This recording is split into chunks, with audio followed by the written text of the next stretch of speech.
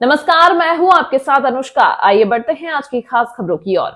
धर्म नगरी उज्जैनी को भव्य मंदिर के रूप में एक और नई सौगात मिली है। शांति पैलेस बाईपास मार्ग पर हाटकेश्वर विहार के समीप नवनिर्मित लाल पत्थरों के नक्काशीदार 8 शिखर युक्त मंदिर में भगवान गणेश 8 रूपों में यानी अष्टविनायक के रूप में विराजमान हुए। रविवार को पूर्ण विधि विधान के साथ प्रतिमाओं की अभिजीत मुहूर्त दोपहर 12:15 बजे प्राण प्रतिष्ठा की गई। इसके साथ ही यहाँ चल रहे महायज्ञ की पूर्णाहुति होगी। सोमवार 5 मई को सुबह 10 बजे मंदिर का लोकार्पण एवं संत सम्मेलन आयोजित होगा। वहीं दोपहर 12 बजे से शाम तक महाप्रसादी का आयोजन होगा एवं शाम 7 बजे से प्रसिद्ध भजन गायिका शहनाज अख्तर की भव्य लाइट एंड साउंड के साथ भक्ति संध्या होगी। तीर्थ नगरी उज्जैन में शांति पैलेस बाईपास मार्ग पर नवनिर्मित श्री क्षेत्र अष्टविनायक धाम की परिकल्पना आयुर्वेदाचार्य चंद्रकांत व्यास व उनकी जीवन संगिनी सुशीला देवी व्यास के आशीर्वाद से पुत्र हेमंत व्यास, संजय व्यास और शैलेंद्र व्यास ने अपने संकल्प और गणेश कृपा से साकार किया है। अब यह गणेश जी का घर है और लोग के मंगल को सुनिश्चित करने का धाम है। मंदिर के प्रतिष्ठा कार्यक्रम में प्रदेश के मुख्यमंत्री डॉक्टर मोहन यादव भी आमंत्रित किए गए हैं। वे भी इसमें शामिल हो सकते हैं। बता दें कि इस धाम की परिकल्पना के केंद्र में भारत सरकार के महाराष्ट्र के प्रसिद्ध अष्टविनायक हैं, जिनकी कृपा और कीर्ति विश्वव्यापी है। मध्य में भगवान श्री गणेश की विशाल और सुंदर प्रतिमा है, जिनके साथ देवी हृदय सिद्धि भी विराजमान है। मंदिर से सटा परिक्रमा पथ भगवान की परिक्रमा के लिए है, जिसे करने के बाद जन्म मरण के संसार चक्र से मुक्ति का भाव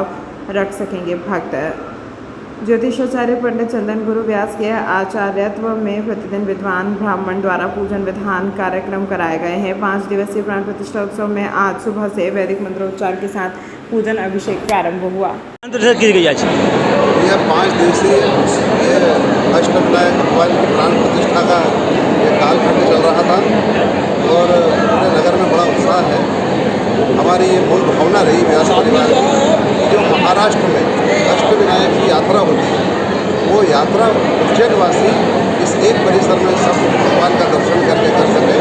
इसी मूल भावना से उज्जैन में यह एक नया तीर्थ की स्थापना की गई है और इसके मूल में यही भावना है कि सब लोगों को अष्टविनायक की यात्रा का फल उज्जैन में ही इनके दर्शन करके प्राप्त हो और यहाँ पर उसके सब काम हो और उसको मोक्ष की भी प्राप्ति हो, उसके सब कार्य सिद्ध हो।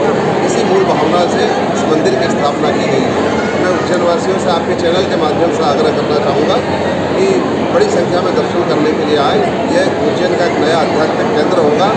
आने वाले समय में इस क्षेत्र की बहुत महिमा होगी। ये श्री क्षेत्र है, सिद्ध क्षेत्र है और ये भगवान का अब घर बन चुका है। इसलिए मैं उज्जैन की जनता से आग्रह करता हूँ, देश की जनता से आग्रह करता हूँ। इसमें क्या और क्या आयोजन रखे गए हैं अभी उनका जो 5 दिवसीय आयोजन था, इस 5 दिवसीय में तो जैसे उनका जल में वास होता है, व्रत में वास होता है, शक्कर में, मिठाई में, पत्र में, अनेक अनेक प्रकार का उनका अन्न में वास, पंद में वास, धूप में वास, ये सारी प्रक्रिया के करके भगवान को चैतन्य किया गया है। प्राण प्रतिष्ठा की गई है और कल यहाँ पे संत का सम्मेलन है। सारे संत उज्जैन के यहाँ आने वाले सप्ताह से महाराज जी पधारे हैं और उन सबके हाथों से भगवान का दर्शन प्रारंभ होगा, पट खोले जाएंगे और शाम को शहनाज अख्तर, जो कि इस देश में गायकी में, भजन गायकी में बड़ा नाम है, उनकी भजन संध्या यहाँ पर आयोजित की गई है। मैं उज्जैन वासियों से आग्रह करूँगा, आसपास के लोगों से आग्रह करूँगा कि वे उनकी भजन संध्या का आनंद लें। वे आज सनातन का बड़ा चेहरा है। जय श्री अष्टविनायक। श्री शीतला माता गौशाला स्थित श्री राधा कृष्ण मंदिर में मनाया गया राधा कृष्ण जी का द्वितीय प्राकट्योत्सव। अंकपात राम जनार्दन मंदिर मार्ग स्थित श्री शीतला माता गौशाला में दिगंबर अखाड़े के राष्ट्रीय महामंत्री महंत बालकृष्ण दास जी द्वारा श्री राधा कृष्ण जी का प्राकट्योत्सव मनाया गया, जिसके अंतर्गत प्रातःकाल राधा कृष्ण जी का अभिषेक पूजन किया गया व आकर्षक श्रृंगार कर भव्य आरती की गई। दिगंबर अखाड़े के राष्ट्रीय महामंत्री महंत बालकृष्ण दास जी ने बताया कि हमारे द्वारा 2 वर्ष पूर्व आज ही के दिन शीतला माता गौशाला में श्री राधा कृष्ण जी की प्राण प्रतिष्ठा की गई, जिसमें साधु संतों का भोजन एवं नगर भोजन का आयोजन किया गया। साथ ही हरियाणा गुरुग्राम की सुप्रसिद्ध भजन गायिका वर्षा गर्ग एवं उज्जैन के हितेश गुप्ता की भजन संध्या का आयोजन किया गया। वहीं विक्रम विश्वविद्यालय कार्य परिषद सदस्य राजेश सिंह कुशवाहा, डॉक्टर योगेश शास्त्री, पूर्व सभापति सोनू गहलोत, वचन बोहरा, राकेश वनवट, पार्षद रजत मेहता, पार्षद सपना सांखला, वरिष्ठ पत्रकार राहुल कटारिया, गोविंद सोलंकी, महंत राजेंद्र भारती, महंत रामेश्वर दास, महंत भगवान दास, महंत काशी दास, महंत महेश दास, महेश तिवारी, विश्व हिंदू परिषद एवं बड़ी संख्या में साधु संत व शहरवासी उपस्थित रहे। किस प्रकार का आयोजन चल रहा है?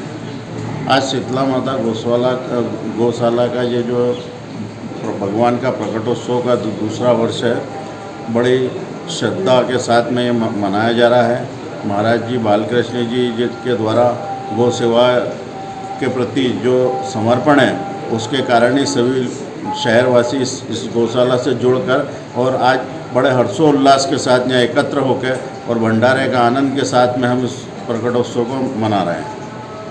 इस पर आयोजन पता चल रहा है। जय श्री कृष्णा।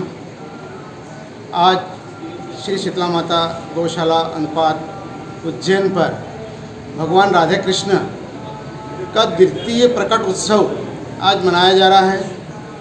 आज के ही दिन भगवान की यहाँ पर प्राण प्रतिष्ठा हुई थी और भगवान का प्राण प्रतिष्ठा जहाँ पर भगवान श्री कृष्ण के जहाँ विद्या स्थली है, उसके समीप ही शीतला माता गौशाला है और गौशाला के प्रांगण में ही राधा कृष्ण मंदिर है। और आज मंदिर के अंदर भजन संध्या का आयोजन होना है शाम 7 बजे से और यहाँ पर सभी सरदर्शन साधु समाज का आज भंडारा हुआ। सभी संतों ने भोजन प्रसादी यहाँ पर पाई। बड़े धूमधाम से ही भगवान का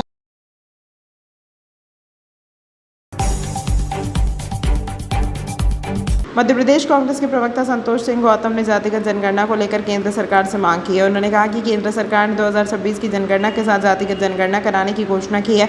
संतोष सिंह गौतम ने उज्जैन में शहर कांग्रेस कार्यालय पर पत्रकार वार्ता लेते हुए कहा कि इस प्रक्रिया में अब और देरी नहीं होनी चाहिए। उन्होंने तेलंगाना के जातिगत सर्वेक्षण का उदाहरण देते हुए कहा कि इसे एक पारदर्शी मॉडल के रूप में देखा जाना चाहिए। कांग्रेस की मांग है कि सरकार जनगणना की प्रत्येक अवस्था के लिए समय सीमा तय करे।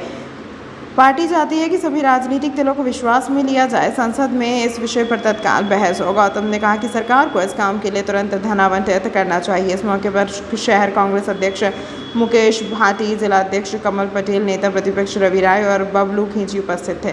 विषयों को लेकर ये पत्रकार वार्ता आयोजित की है, उसका प्रमुख उद्देश्य ये है कि जातीय जनगणना का जो ताज़ा फैसला केंद्र सरकार ने लिया है, हम उसमें आपके समक्ष ये बताना चाहते हैं कि ये फैसला केंद्र सरकार लेती नहीं यदि जनता की मांगों को स्वर माननीय राहुल गांधी जी ने, कांग्रेस पार्टी ने न दिया होता। जो राहुल गांधी जी के द्वारा एक प्रेशर क्रिएट किया गया, विपक्षी दलों के द्वारा जो प्रेशर क्रिएट किया गया, उसके दबाव में आकर अपनी मंशा के विपरीत नरेंद्र मोदी जी को ये फैसला लेना पड़ा और जिसका फैसला जो ये फैसला है, इससे जो वंचित तबका है समाज का, उसको बहुत फायदा पहुंचेगा। और निश्चित रूप से हम ये चाहते हैं कि इसकी समय सीमा भी घोषित हो कि कब तक केंद्र सरकार इस जातिगत जनगणना को पूरी करवा लेगी।